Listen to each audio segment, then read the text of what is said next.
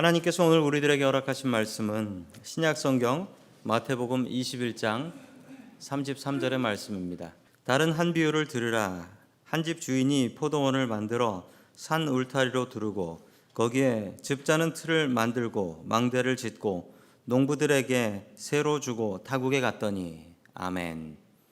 하나님께서 우리와 함께 하시며 말씀 주심을 감사드립니다. 아멘. 자, 우리 옆에 계신 분들과 인사 나누겠습니다. 반갑습니다. 인사하시죠? 네, 반갑습니다. 인사 나누겠습니다.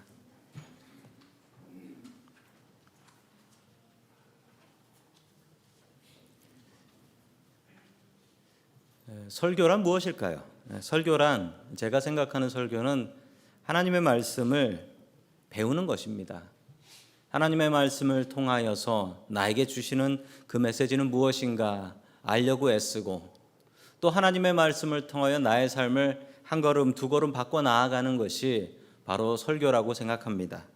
오늘 하나님께서 우리들에게 말씀을 주셨습니다. 이 말씀 내 마음속에 받아들여서 내 삶이 조금이라도 변화되는 그런 시간들 낼 수 있기를 주의 이름으로 축원합니다. 아멘. 첫 번째, 하나님께서 우리들에게 주시는 말씀은 사람보다 하나님이 무섭다라는 너무나 당연한, 그렇지만 그렇지 않은 또한 말씀입니다. 예수님께서 성전에 가셔서 사람들에게 가르치고 계실 때였습니다. 그 전에 예수님께서 성전에서 장사하는 사람들의 상을 뒤집어 엎으셨거든요. 그 사실을 알고 성전에 있는 높은 분들이 행차하셨습니다. 그리고 이 문제를 해결하기 위해서 예수님과 대화와 논쟁을 시작하게 되지요. 자, 계속해서 우리 마태복음 21장 23절의 말씀 같이 봅니다. 시작. 예수께서 성전에 들어가서 가르치고 계실 때 대제사장들과 백성들의 장로들이 다가와서 말하였다. 당신은 무슨 권한으로 이런 일을 하시오? 누가 당신에게 이런 권한을 주었소? 아멘. 대제사장들이라고 나옵니다. 이게 참 당황스러운 말인데요. 왜냐하면 대제사장은 평생 하는 겁니다. 종신직이에요. 죽어야지 새로 뽑는 거예요. 그런데 어떻게 대제사장이 들이 될 수가 있을까요? 이 당시에 성전의 상황이 얼마나 엉망이었던가를 알 수 있는 이야기입니다. 대제사장이 둘이었습니다. 안나스와 가야바가 있었는데, 이 안나스라는 대제사장이 있었는데 이 대제사장이 로마의 말을 잘 안 듣습니다. 그러자 로마에서는 이 안나스를 폐위시켜버리죠. 그리고 그의 사위였던 가야바를 대제사장으로 세우게 됩니다. 그 당시 대제사장들은 사두개인들이었어요. 주로 사두개인들이었는데, 그 이유는 이 사두개인들은 믿음보다도 돈이나 권력을 위해서라면 무슨 일이든 하던 사람들이었기 때문에 그렇습니다. 대제사장이 죽어야 새로 뽑는데 죽기도 전에 새로 뽑았으니 무슨 일이 생겼겠습니까? 대제사장이 둘인 거예요. 옛날 대제사장과 새 대제사장이 둘이 있었던 것입니다. 마침 이 두 대제사장이 하나같이 예수님께 달려왔습니다. 그리고 장로들도 달려와서 지금 성전에서 무엇을 가르치고 있는가? 당신 무슨 권위를 가지고 이 말씀을 전하고 있는가라고 따지기 시작합니다.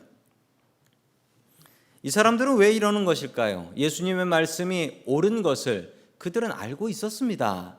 예수님의 말씀이 성경대로인 것을 알고 있었습니다. 그럼에도 불구하고 이들이 이처럼 행동했던 이유는 그들이 다른 것을 두려워하고 있었던 거예요. 그들이 두려워하고 있었던 것은 돈이었습니다. 예수님의 말씀이 성경적이고 더 옳은 말씀이지만 그렇게 하면 돈을 벌 수가 없다는 거예요. 성전에서 장사하지 않으면 이 거대하고 아름다운 성전을 유지할 방법이 없다는 거예요. 이 거대하고 아름다운 성전을 유지하고 앞으로 30년 동안 더 지어야 되는 이 성전을 지어 나가려면, 그러려면 돈이 필요했어요. 그랬기 때문에 성전 앞에서 장사를 하고 있었던 것입니다. 지난주 종교개혁주일 설교의 내용과 많이 비슷하지요. 역사는 계속 돌고 도는 것 같습니다.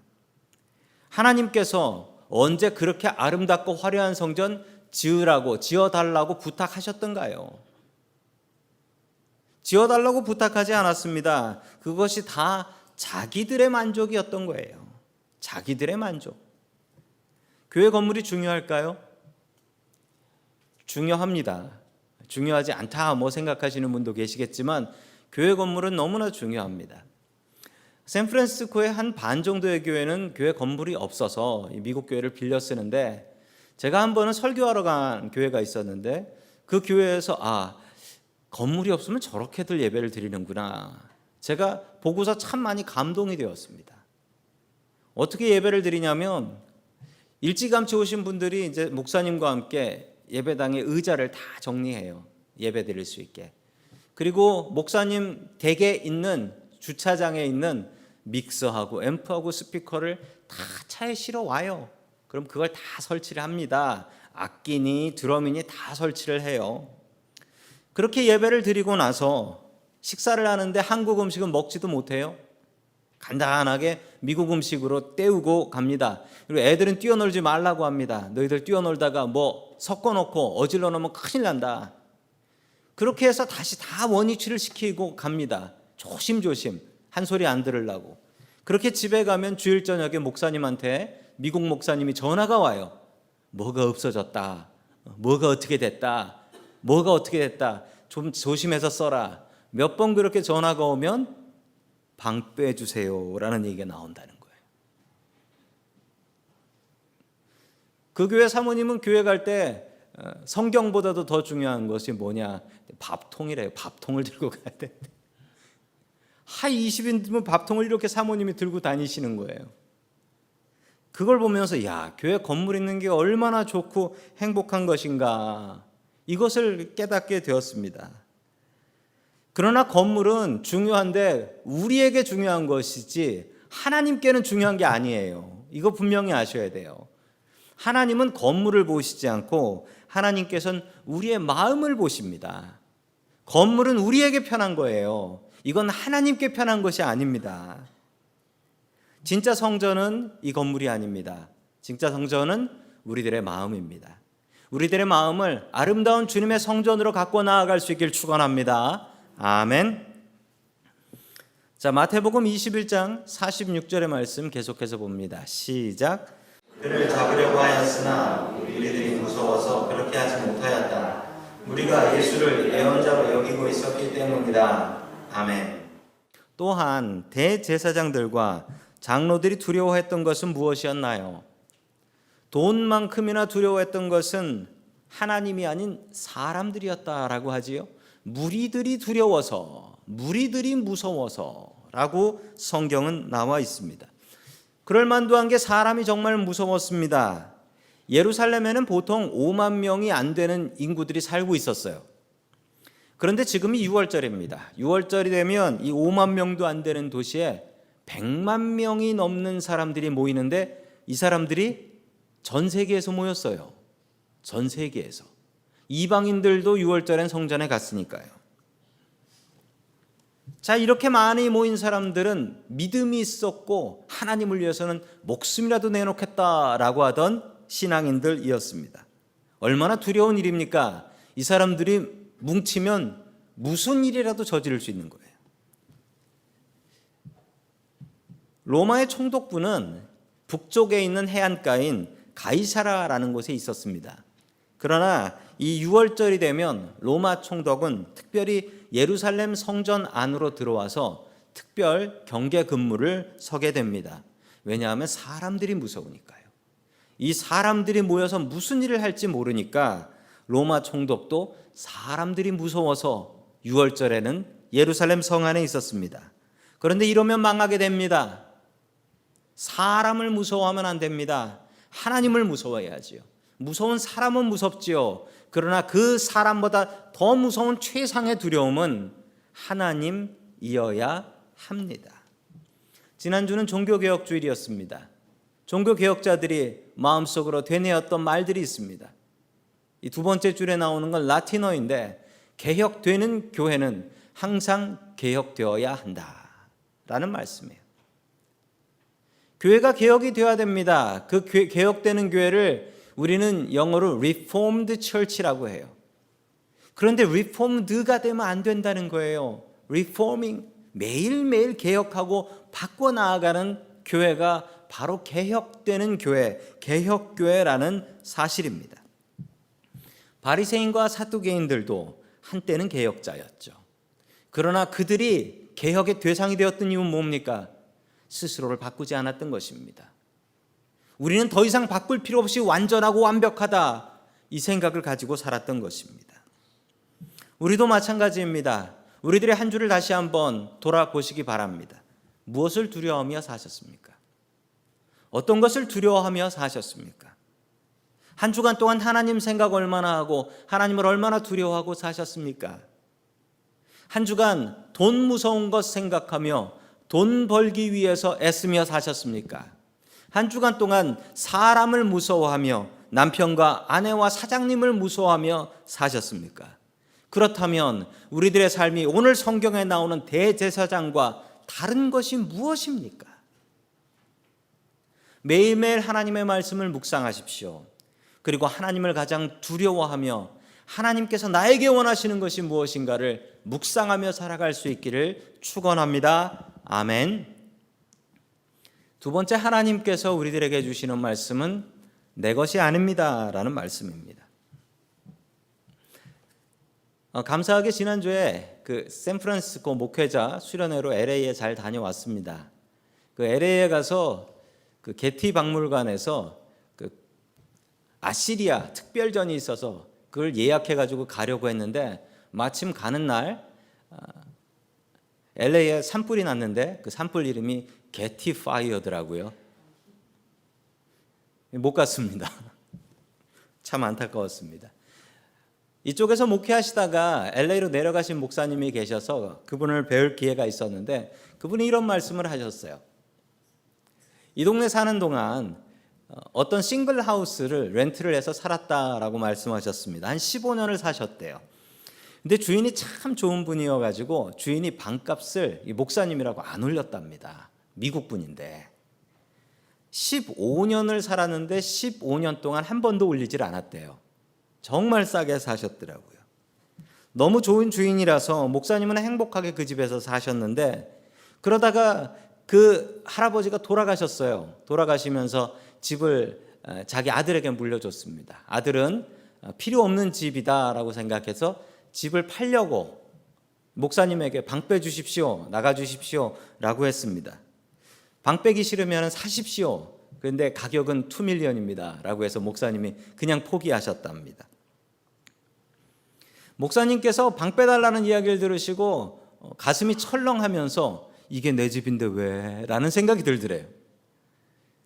15년 동안 주인은 나타나지도 않고 15년 동안 아이들 거기서 다 키우고 살다 보니까 이게 내 집인데 라는 생각으로 내 집같이 살았다라는 거예요.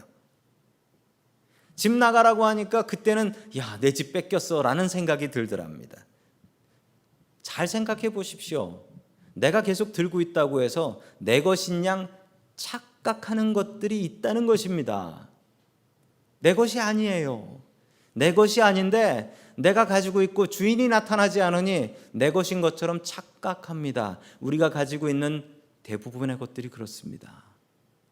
기껏 해봐야 우리가 사는 동안 쥐고 사는 것 아닙니까? 우리 죽고 나면 그거 누구 것 될까요? 저희 누님께서 28살에 시집을 가셨습니다. 시집 갈 때 집에서 쫓겨나가듯이 가셨습니다. 왜냐하면 어머니께서 빨리 시집 가라고 들들 볶았기 때문입니다. 심지어 저희 매형은 저희 어머니께서 소개하신 분이기도 합니다. 그래서 저희 어머니가 왜 저러시나 계산을 해봤어요. 저희 어머니가 언제 결혼하셨나 보니까 아니 29살에 하셨는데 28달을 빨리 가라고 이제 막 재촉을 하셨던 거지요. 그리고 결혼하는 날 제가 들었던 말이 있습니다. 뭐라고 말씀하셨냐면 잘 가라 속이 시원하다라는 얘기를 들었습니다. 잘 가라 속이 시원하다. 보통 딸 시집 보낼 때는 우신다고 하시는데 우리 어머니 너무 쿨하시다 생각했습니다. 그러면서 나 장가 갈 때는 어떻게 하시나 보자. 저 장가 가는 날 저희 어머니께서 눈물을 흘리시며 이러셨습니다. 자식 뺏기는 느낌이다 라고 하셨어요. 자식 뺏기는 느낌이다. 아니, 어떻게 이렇게 다르지? 곰곰이 생각해 보니까 저희 어머니께서는 딸은 남의 것이라고 생각하셨고 아들은 내 거라고 생각하셨습니다. 심지어 제 동생은 40이 넘어서 장가를 가는데 그렇게 속을 썩으셨어요. 장가 안 간다고. 가는 날 속 시원해 하실 줄 알았는데 또 우시더라고요. 아들은 내 건데 라는 생각을 가지신 거죠. 그러나 그것은 착각입니다. 아들도 딸도 내 것이 아닙니다. 아이들에게 야 과자 사 먹어라 하고 용돈을 주면 아이들이 손에 꼭 쥐고 돌아다니면서 뛰어놉니다. 그러다가 어떻게 합니까? 잊어버려요. 손에 꼭 쥐고 다니다가 잊어버려요. 언젠가 손 놓을 날이 있는 거죠. 참 그렇습니다. 쥐고 있으면 잃어버리고 내어놓고 맡기면 분명히 찾을 수 있습니다. 그런 의미에서 내놓은 자식은 참 좋은 자식입니다. 내놓으십시오. 하나님 앞에 내놓으십시오. 그럼 분명히 찾게 됩니다. 자, 우리 마태복음 21장 33절의 말씀 같이 봅니다. 시작. 다른 비유를 하나 들어보라. 어떤 집 주인이 있었다. 그는 포도원을 두고 울타리를 치고 그 안에 포도주를 짠 확을 하고 망대를 세웠다. 그리고 그것을 농부들에게 새로 주고 멀리 떠났다. 아멘. 참 좋은 주인 한 분이 나옵니다. 포도원을 없던 걸 만들었어요. 이스라엘의 포도원의 모습입니다. 이스라엘은 포도가 참 중요합니다. 왜 그러냐면 이스라엘은 물이 좋지 않아서 그렇습니다. 이스라엘의 물은 이 석회석이 많이 섞여 있어요. 라임스톤이라고 하죠. 석회석이 많이 섞여 있어서 이걸 그냥 먹으면 이가 많이 상해요. 그리고 몸에도 많은 병들이 나오는 나쁜 물입니다.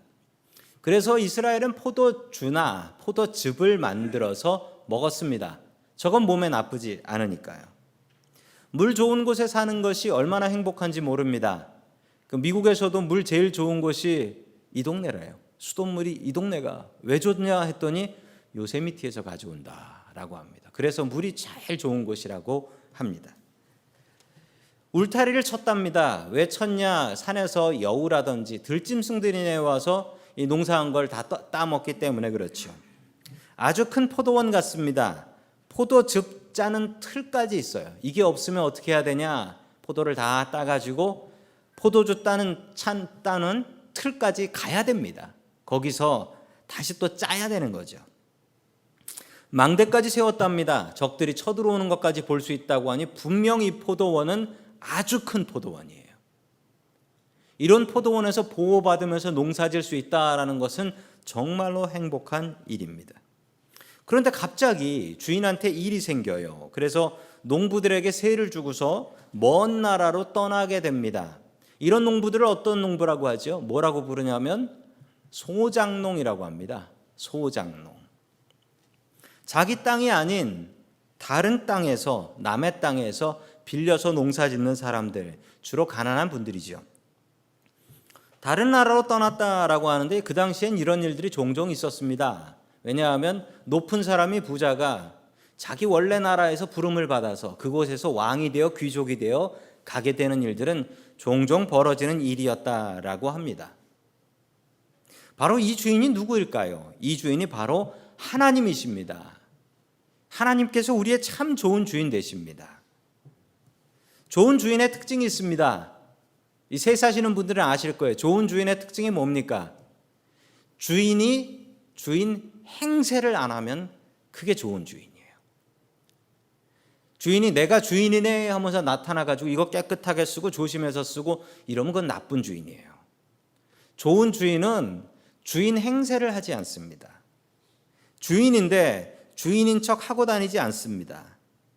그래서 가끔 새 사는 사람들이 착각을 해요. 내 건가? 내가 쓰니까 내 거네. 이런 착각을 하게 된다는 것입니다. 하나님께서는 먼 나라 계시진 않습니다. 우리와 함께 하십니다. 그런데 오늘 성경에 먼 나라라고 해요. 이 먼 나라의 의미는 주인 행세를 안 하신다라는 거예요. 하나님께서는 우리에게 주인 행세하지 않습니다. 혹시 하나님께서 주인 행세하는 것 경험해 보신 적 있으세요? 하나님께서 나타나셔서 네 생명도 내 거고 네 가진 것 다 내 거고 나를 위해서 쓰고 이런 얘기 들어보신 분들 계세요? 들으셨으면 그건 사입입니다. 그건 아니에요. 하나님께서는 절대 그러지 않으세요. 하나님께서는 먼 나라 계신 것처럼 우리에게 절대 주인 행세를 하지 않으십니다. 그래서 우리는 착각하지요. 이게 내 거구나. 이 모든 게 내 것이구나. 내가 죽어서 가지고 갈 수 있는 것만 내 겁니다. 그렇게 생각하면 무엇을 가지고 갈 수 있을까요? 이집트의 파라오들은 절대 권력을 휘둘렀습니다. 그래서 죽고 나서도 뭔가 가져가려고 애를 썼죠. 저런 황금 마스크까지 만들었습니다. 영원히 살고 싶고 가져가고 싶어서 그렇습니다. 보물들도 같이 묻었고 저렇게 큰 피라미드까지 지어서 그 속에 자기 아내들까지 묻어달라고 했어요. 다 가져가려고. 그래서 어떻게 되었습니까? 아무것도 가져가지 못하고 죽고 나서도 도굴범들이 파가고 그나마 남은 것은 저 이집트 카이로의 박물관에 보관되어서 사람들의 구경거리가 되어 있습니다. 우리가 가져갈 수 있는 것은 무엇일까요? 생각해보면 없습니다. 우리는 그냥 빌려 쓰는 거예요. 우리가 빌려 쓰는 이것을 다음 사람에게 잘 쓰고 잘 보관해서 잘 건네줘야 됩니다. 우리가 살고 있는 이 지구도 마찬가지입니다. 내 것이라고요? 아닙니다. 잘 쓰고 잘 보관해서 우리 자식들 후손들에게 물려줘야 되는 것입니다. 어느 여자분의 이야기입니다. 대기업 다니는, 한국의 대기업을 다니는 남편을 만나서 넉넉하고 행복하게 사는 여자분이었습니다. 아이들도 어린데 갑자기 남편이 폐암에 걸려요. 그것도 말기. 병원에서 간병을 하면서 글을 써서 올렸습니다. 제가 그 글을 봤는데 그분이 이렇게 글을 썼습니다. 피곤한 내 한 몸 누일 곳은 집에 있는 비싼 침대가 아니고 병원에 있는 보조 침대더군요. 내 거라고 믿었던 남편도 그리고 공동 명의로 되어 있었던 내 집도 알고 보니 모두 내 것이 아니었습니다. 아무리 바라봐도 뿌듯한 고운 접시, 그릇들, 남편과 함께 있는 병실에서는 아무 소용이 없더이다. 이 병실에서 쓸 수 있는 그릇은 플라스틱 접시와 종이컵 뿐입니다. 모두 내 것이 아니었습니다. 이분은 교회 다니는 분이었고 남편이 이렇게 돌아가신 뒤에도 믿음으로 이겨나가고 있습니다. 이분이 이 일을 통하여서 분명히 알고 배운 것은 모두 내 것이 아니었다. 하나도 내 것은 없었다라는 것입니다. 내가 지고 있으면 그 짐이 너무나 무겁습니다. 그러나 내려놓으십시오, 주님 앞에. 이것이 내 겁니까? 이것이 100년 뒤에도 내 것이겠고 100년 뒤에도 내 고민이겠습니까? 그럴 수 없습니다. 내려놓으십시오. 오늘 나온 농부들, 악한 농부들이었습니다. 소작료를 내지 않으려고 반란을 일으켰으니까요. 그런데 이 농부들을 생각해 보면 누군가의 남편일 테고 또한 누군가의 아버지일 것입니다. 평범한 이 사람들이 잘못한 것은 무엇입니까? 내 것이 아닌 것을 내 것이라고 생각한 것입니다. 내 것이라는 생각을 내려놓으십시오. 내가 주인 삼은 모든 것 내려놓고 내가 사랑하는 모든 것 주님 앞에 내려놓으십시오. 그리고 먼 나라 계신 것 같은 하나님을 내 마음의 나라의 임금으로 모셔드리십시오. 우리 같이 따라해 보십시다. 주님, 나의 주인이 되어 주시옵소서. 주님, 나의 주인이 되어 주시옵소서. 우리의 인생의 주인은 하나님이십니다. 나를 만드셨고 나의 쓰일 곳을 알고 계시는 분 하나님이십니다. 내 인생의 주인 되신 하나님, 그 하나님을 온전히 내 삶의 주인으로 모시고 살 수 있기를 축원합니다. 아멘. 세 번째, 마지막으로 하나님께서 우리들에게 주시는 말씀은 하나님의 자비하심을 시험하지 말라라는 말씀입니다. 하나님의 자비하심을 시험하지 말라. 일제시대 때 일본 사람들이 와서 한국에 있는 그 농지, 논밭을 많이 빼앗았습니다.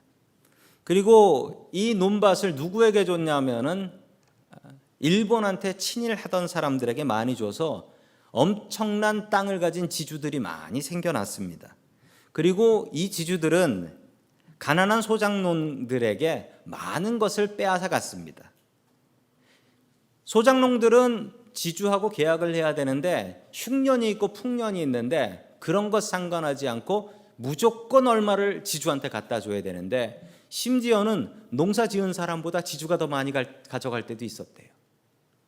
그러니 얼마나 소작농들이 가난하게 살았겠습니까? 그래서 1945년 해방이 되고 나서 8월에 해방이 됐죠. 9월달 한 달 뒤에 미국 미 군정이 한국에 들어왔고 이 미 군정이 발표했던 것이 소작료 3일제라는 것을 시작을 했습니다. 이 소작료 3일제는 뭐냐면 지주는 소작농에게 3분의 1 이상을 가져갈 수 없다라는 법이에요. 그리고 지주가 소작농이 마음에 안 들다고 농사도 끝나기 전에 바꿔치울 수 없다. 이런 일을 선포를 했습니다. 참 잘한 일이죠. 제가 오늘 성경 말씀에 나오는 이 소작농들이 얼마를 지주한테 갖다 줘야 되나 찾아보니까 정확한 자료는 없는데 고대 로마의 자료에 보니까 이 당시 로마가 지배하고 있었던 나라에서는 소작료가 아주 작았습니다. 10%. 10%는 지금도 찾아보기 힘들 정도로 아주 낮은 소작료입니다. 그런데 이 소작료를 안 내려고 하는 농부들이 있네요. 우리 다 함께 마태복음 21장 35절 말씀 같이 봅니다. 시작. 그런데 농부들은 소작료를 붙잡아서 하나는 때리고 하나는 죽이고 또 하나는 돌로 쳤다. 아멘. 주인이 세를 받으려고 종을 보냈더니만 한 종은 가서 맞고 한 종은 가서 죽고 한 종은 돌로 치더랍니다. 이 죽으라고. 참 못된 소작농들이지요. 이런 소작농 어떻게 해야 될까요? 계속해서 36절 봅니다. 시작. 주인은 다시 다른 종들을 처음보다 더 많이 보냈다. 그랬더니 농부들은 그들에게도 똑같이 하였다. 아멘. 더 많은 종들이 있으면 가서 이 나쁜 농부들을 좀 두들겨 패든지 싸우든지 해야 되는데 아니 이 주인은 너무 좋은 주인이어가지고 끝까지 말로 타이르려는 거예요. 그랬더니 어떻게 했다고 합니까? 농부들이 똑같이 했다는 거예요. 패고 죽이고 돌로 치고. 진짜 나쁜 농부들이네요. 그러자 이 주인은 어떻게 했는 줄 아십니까? 37절입니다. 시작. 마지막으로 그는 자기 아들을 보내며 말하기를 그들이 내 아들이야 존중하겠지 하였다. 아멘. 마지막으로 아들을 보냈다라는 거예요. 제가 보기엔 이거 큰 실수 같은데. 그랬더니 어떻게 합니까? 농부들이 이 아들을 때려 죽입니다. 적에 상속받을 아들이니까 저놈을 때려 죽이고 그리고 저 영감 죽을 때까지 버티면 이건 우리 거다라고 생각한 거예요. 아이고 진짜 못된 농부들이네요. 도대체 이 주인은 왜 이럽니까? 자기가 힘이 없으면은 나라에다 얘기해야죠. 나라에다 얘기해서 군대를 보내서라도 다 때려 잡아야 되는 거 아닙니까? 왜 자꾸 사람을 보내고 심지어 자기 아들까지 보내서 이런 비극을 당하는 겁니까? 왜 이 변할 것 같지 않은 악한 농부들을 변화시키려고 하는 것일까요? 바로 이분이 하나님이시기 때문입니다. 오늘 이 비유의 진짜 상징하는 바들은 이 주인은 하나님입니다. 그리고 포도원은 이스라엘, 잘 만든 이스라엘, 우리가 살고 있는 이 땅을 얘기하지요. 종들은 하나님의 종들인 예언자들, 선지자들입니다.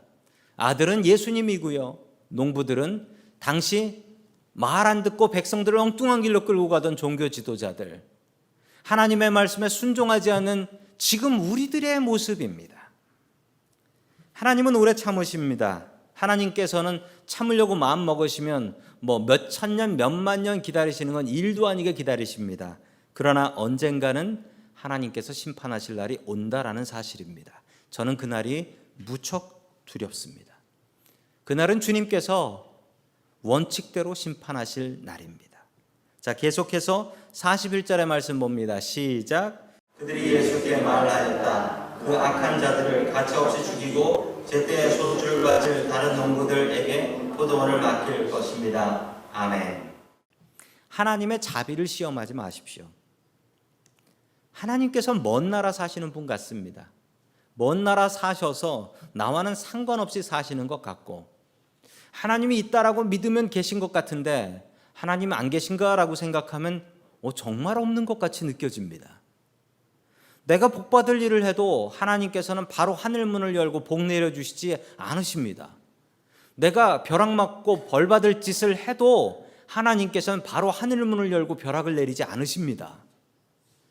교회를 다니는 사람에게도 똑같은 햇볕과 비를 내려주시고, 교회 다니지 않는 사람에게도 똑같이 햇볕과 비를 내려주십니다.